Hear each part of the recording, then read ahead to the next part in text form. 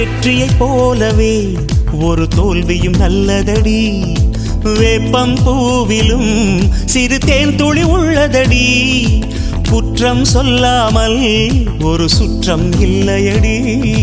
இளையும் புன்னகையால் நீ இருட்டுக்கு வெள்ளையடி. தவறுகள் பண்ணி பண்ணி திருந்திய பிறகுதான் நாகரிகம் பிறந்ததடி. தவறுகள் குற்றமல்ல, சரிவுகள் வீழ்ச்சியல்ல, பாடம்படி பவள கொடி. உள்ளம் என்பது கவலைகள் நிரப்பும் குப்பை தொட்டி இல்லை.